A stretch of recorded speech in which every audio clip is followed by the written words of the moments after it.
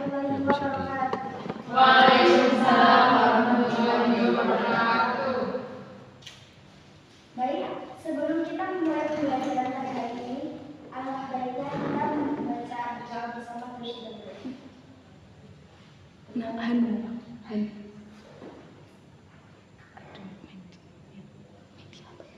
Doa selesai juga. Gimana kabarnya anak-anak hari ini? Alhamdulillah baik, Bu. Di sini Ibu mau bertanya nih, siapa yang tadi pagi membaca Al-Quran? Saya. Alhamdulillah, semoga kalian semua istiqomah ya. Amin. Di sini Ibu akan menjelaskan materi tentang adab membaca Al-Quran dan berdoa. Siapa yang tahu pengertian Al-Quran di sini? Ada ya? Jelaskan ya. Al-Quran menurut bahasa berasal dari bahasa Arab yang artinya qiraah, yaitu membaca atau menghurufkan. Sedangkan secara istilah yaitu firman Allah yang diturunkan kepada Nabi Muhammad SAW dengan tujuan untuk menjadi pedoman hidup bagi umat Islam. Kemudian keutamaan membaca dan mempelajari Al-Quran. Di sini ada yang tahu keutamanya? Ya, bisa itu. Kemudian keutamaan membaca dan mempelajari Al-Quran itu yang pertama termasuk insan terbaik. Nabi SAW berkata, barang siapa yang mempelajari dan mengajarkan Al-Quran, insya Allah mereka adalah manusia yang terbaik.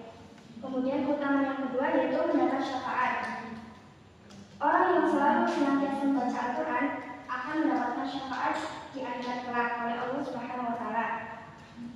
Kemudian yang ketiga mendapat derajat tinggi di surga.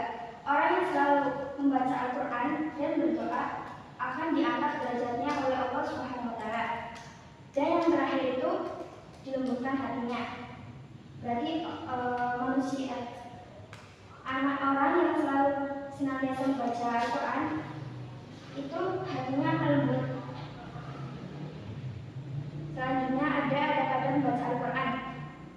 Ada pada membaca Al-Quran itu ada 7. Yang pertama niat yang ikhlas. Kita ketika sedang membaca Al-Quran harus niatkan hanya untuk mendapat ridho dari Allah Subhanahu wa Ta'ala, jangan karena ingin dipuji sama orang lain. Kemudian yang kedua itu khusyuk. Membaca Al-Quran itu kita harus khusyuk dan tenang agar hati kita tenteram, damai. Kemudian yang ketiga itu di tempat suci. Ketika kita membaca Al-Quran, kita harus membacanya dengan di tempat yang bersih seperti masjid. Jangan sampai di tempat yang kotor kayak WC gitu ya. Kemudian yang keempat itu membaca doa istiazah. Siapa yang tahu membaca doa istiazah? Ada. Membaca doa istiazah itu contohnya kayak A'udzubillahi minasyaitonirrajim. Berarti sebelum kita membaca Al-Quran disarankan untuk membaca doa istiazah dulu ya. Kemudian yang kelima itu membaguskan suara. Ketika kita membaca Al-Quran, kita disarankan untuk membaguskan atau memperindah bacaan Al-Quran kita. Terus yang keenam yaitu membaca dengan pelan. Jika kita takut riak, maka kita harus memelankan suara kita agar tidak didengar oleh orang lain yang dapat membuat kita jadi riak. Terus yang terakhir membaca dengan tartil. Ketika kita sedang membaca Al-Quran, kita itu harus tartil, kayak makhrajul hurufnya sama tajwidnya itu kita harus perhatikan ya. Kemudian materi selanjutnya pengertian dan manfaat berdoa. Pengertian berdoa yaitu secara bahasa meminta sesuatu atau memanggil. Kemudian secara istilahnya yaitu memohon perlindungan kepada Allah atau memohon sesuatu kepada Allah dengan penuh kerendahan hati dan ketundukan. Kemudian manfaatnya itu, orang yang sering berdoa akan tidak mudah untuk putus asa, terus hatinya tenang, tidak sombong sama takabur, terus juga merasa dirinya itu lebih dekat sama Allah.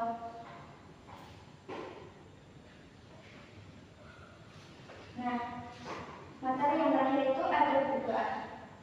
Ada berdoa itu dimulai dengan pujian kepada Allah Subhanahu wa Ta'ala dan sholawat kepada Nabi Muhammad. Contohnya, misal sebelum kita berdoa ya, kita berzikir dulu menyebut nama Allah, misal Asmaul Husna atau berzikir Allahu Akbar. Kemudian yang terakhir itu memahami makna dari yang dibaca. Sekian. Oh iya. Siapa yang tahu pengertian? Siapa yang tahu ada berdoa? Siapa yang tahu manfaat berdoa? Saya, Bu. Manfaat berdoa itu ada 3. Yang pertama itu tidak mudah putus asa, hati menjadi tenang, dan terhindar dari sifat sombong. Yang tahu adanya berdoa itu siapa? Ada yang tahu? Oh ya, ada pembacaan Quran. Saya, Bu. Sebentar aja Mas Sofi. Oke, yang pertama ada nyanyian dan khusyuk, Bu. Oke, terima kasih. Sebelum Ibu menutup pembelajaran hari ini, mari kita mengulas kembali materi yang sudah Ibu jelaskan. Siapa yang tahu pengertian membaca Al-Quran? Pengertian Al-Quran? Oke, sekian. Sebelum menutup pembelajaran hari ini, mari kita berdoa bersama-sama.